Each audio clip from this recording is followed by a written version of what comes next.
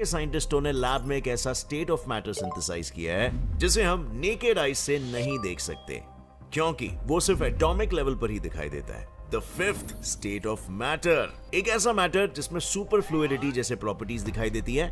एक ऐसी प्रॉपर्टी जिससे ये मैटर ग्रेविटी के खिलाफ अपने कंटेनर के वॉल्स पे चढ़कर भी बाहर निकल सकता है। तो आखिर क्या है ये fifth state of matter? And let me also tell you, इस मैटर को बनाने का श्रेय और किसी को नहीं बल्कि अपन के देश भारत को ही जाता है। सो आखिर किसने बनाया इसे और कैसे, और क्या ये आज भी बन रहा है? Well, yes, बन तो रहा है, मगर हमारे ग्रह पर नहीं बल्कि हमसे बहुत बहुत ऊपर स्पेस में, ISS में। और क्या आपको पता है इसके पीछे की वजह क्या है? कोई बात नहीं, सभी सवालों के जवाब आज हम जानेंगे आज के इस वीडियो में, जिसका टाइटल है how NASA is creating fifth matter.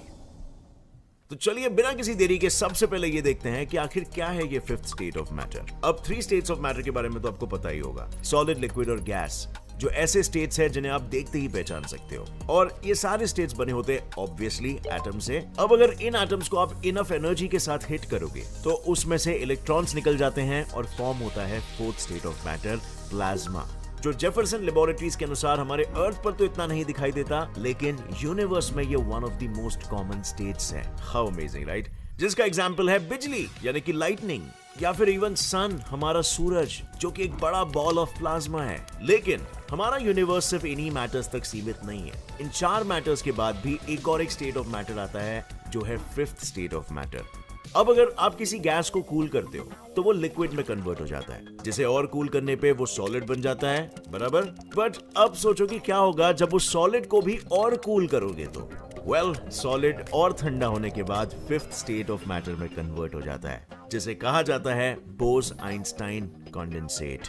लेकिन ऐसा नाम क्यों पड़ा? द आंसर इज मेरा भारत महान है। तो भाई कहानी शुरू होती है 1920 में, जब इंडिया के जाने माने मैथमेटिशियन और फिजिसिस्ट सत्येंद्र नाथ बोस जी को fifth state of matter exist करता है इसकी कल्पना आई। उन्होंने फिर लाइट और टेम्परेचर के रिलेशनशिप को स्टडी करके एक इक्वेशन निकाला जिसका नाम पड़ा बोस-आइंस्टाइन स्टैटिस्टिक्स। और जो पार्टिकल्स इस इक्वेशन को फॉलो करने लगे उन्हें कहा जाने लगा bosons, named after Bose. Satyendra Nath Bose ji का यह कहना था कि बोसॉन्स वो पार्टिकल्स है जिन्हें अगर एब्सोल्यूट जीरो टेम्परेचर्स यानी कि -273.15 डिग्री सेल्सियस या फिर -460 डिग्री फ़ारेनहाइट तक कूल किया जाए तो वो एक न्यू स्टेट ऑफ मैटर में तब्दील हो जाता है। लेकिन जब अपनी इस थियरी को उन्होंने ब्रिटिश जर्नल को पब्लिश करने के लिए भेजा, तब उन्होंने इसे पब्लिश करने से साफ मना कर दिया। जिसके बाद गेस व्हाट, बोस जी ने अपनी स्टडी को साल 1924 में एल्बर्ट आइंस्टाइन को भेजा एंड वोइला, उनकी थियरी जेटश्रिफ्ट फॉर फिजिक इस जर्नल में पब्लिश हो गई। पर सिर्फ इतना ही नहीं, आइंस्टाइन ने अपने पूरे लाइफ में बहुत सी ऐसी डिस्कवरीज और इन्वेंशंस की है जिनके लिए वो आज भी जाने जाते हैं, और इन सभी डिस्कवरीज और इन्वेंशंस के प्योर रिकॉर्ड्स उनके बायोग्राफी में मेंशन किए गए हैं, जिसे आप पढ़कर खुद सीख सकते हो। पर ये थियरी पब्लिश हो चुकी थी, लेकिन इस थियरी को टेस्ट करने के लिए हमें 70 से भी ज्यादा साल लग गए। अमेरिकन फिजिसिस्ट एरिक कॉर्नेल और कार्ल वीमन, इन्होंने पहली बार बोस-आइंस्टाइन कंडेंसेट को लैब में सिंथेसाइज करने की कोशिश की, जिसमें उन्होंने रुबिडियम के एटम्स के मैग्नेटिक कूलिंग apparatus को स्पेसिफिकली वैक्यूम चेंबर में ट्रैप किया ताकि वो किसी भी चीज के संपर्क में ना आए। अब ट्रैप करने के बाद बारी थी रुबिडियम को कूल करने की, जिसके लिए उन्होंने लेजर लाइट का इस्तेमाल किया। लेकिन कूलिंग के लिए लेजर लाइट्स का इस्तेमाल कैसे, यही सोच रहे हो ना? इसे समझने के लिए टेम्परेचर क्या होता है ये जानना पहले पड़ेगा।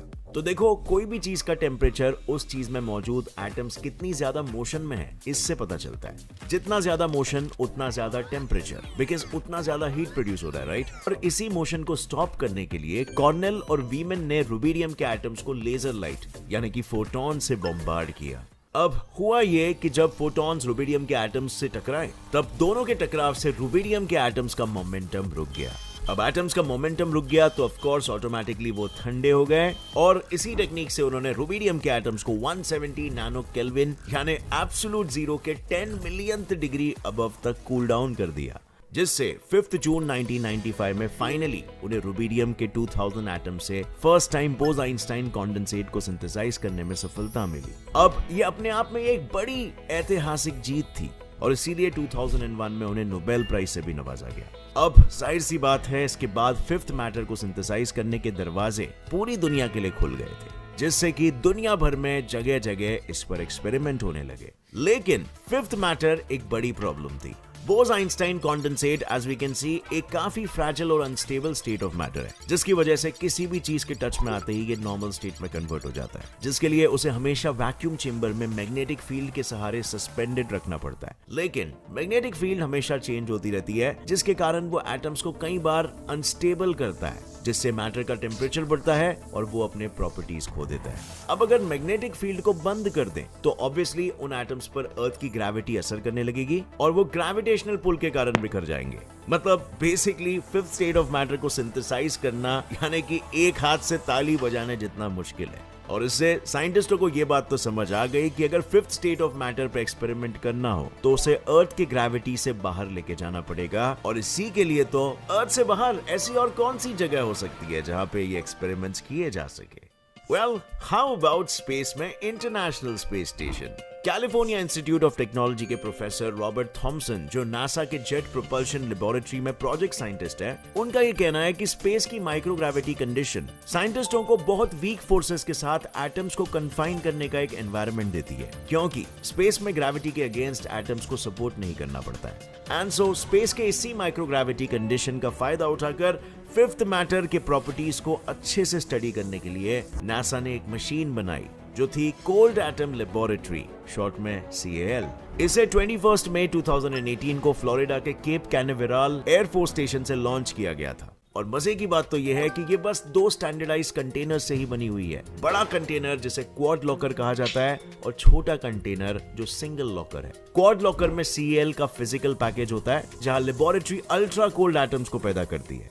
अब जब मैं लेबोरेटरी बोल रहा हूं तो कोई बड़ी चीज लग रही होगी, है ना? लेकिन ऐसा नहीं है। कोल्ड एटम लैब एक छोटी सी मशीन है जो इंटरनेशनल स्पेस स्टेशन का सिर्फ 14 क्यूबिक मीटर जितना ही स्पेस लेती है। पर ये छोटी सी लेबोरेटरी आखिर फिफ्थ मैटर को सिंथेसाइज कैसे करती है? तो देखो, नासा के जेट प्रोपल्शन लेबोरेटरी के एटॉमिक फिजिसिस्ट और टेक्नोलॉजिस्ट ईथन एलियट के अनुसार फिफ्थ मैटर को प्रोड्यूस करने के लिए 2 तरह के बोसॉन एटम्स को चुना गया है, रुबिडियम और पोटेशियम। अब यही 2 एलिमेंट्स क्यों?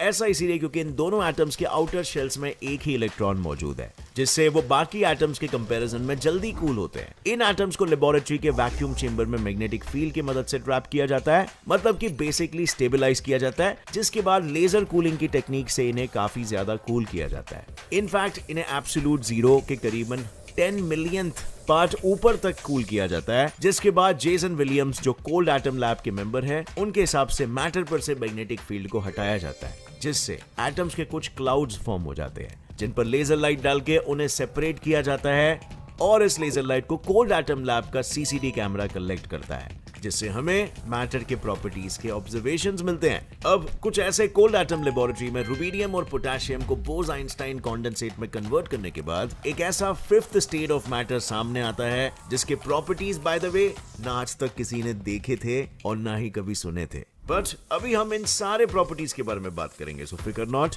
देखो, जैसे जैसे बोस-आइंस्टाइन कॉन्डेंसेट के एटम्स ठंडे होते जाते हैं, वो इंडिविजुअल एटम की तरह नहीं बल्कि एक साथ क्लम्प होकर एक सुपर एटम की तरह बिहेव करने लगते हैं, जिसको अगर और ठंडा किया जाए तो ये सुपर एटम अचानक से वेव्स की तरह बिहेव करने लगते हैं, जिसे क्वांटम डीजेनरेसी कहा जाता है। इस क्वांटम डीजेनरेसी की वजह से उसमें कई सारी प्रॉपर्टीज आ जाती है, जिसमें पहली है सुपर फ्लूइडिटी। सुपर फ्लूइडिटी एक ऐसी कैरेक्टरिस्टिक प्रॉपर्टी है जहां फ्लूइड जीरो फ्रिक्शन और विस्कोसिटी के साथ फ्लो कर सकता है, यानी बिना किसी किनेटिक एनर्जी के लॉस हुए। और इस सुपर फ्लूइडिटी से फिफ्थ मैटर में अननेचुरल कैरेक्टर्स आ जाते हैं, जैसे जब साइंटिस्टों ने लिक्विड हीलियम को बोस-आइंस्टाइन कॉन्डेंसेट के टेम्परेचर तक कूल डाउन किया तो वो ग्लास के कंटेनर से अपने आप लीक होने लगा, जबकि ग्लास में तो कोई होल ही नहीं था। इतना ही नहीं, जैसे मैंने आपको पहले कहा था, सुपर फ्लूइडिटी की वजह से फिफ्थ मैटर अपने कंटेनर के वॉल्स पे ग्रेविटी के अगेंस्ट चढ़ के बाहर भी आ सकते हैं। अब इसका दूसरा प्रॉपर्टी है सुपर कंडक्टिविटी। सुपर कंडक्टिविटी से बोस-आइंस्टाइन कॉन्डेंसेट से इलेक्ट्रॉन जीरो रेजिस्टिविटी में फ्लो हो सकते हैं, यानी फिफ्थ मैटर इलेक्ट्रिसिटी के फ्लो के लिए कोई भी रुकावट नहीं पैदा करता। लेकिन इसकी मोस्ट इंट्रीगिंग प्रॉपर्टी है स्लोइंग डाउन ऑफ लाइट।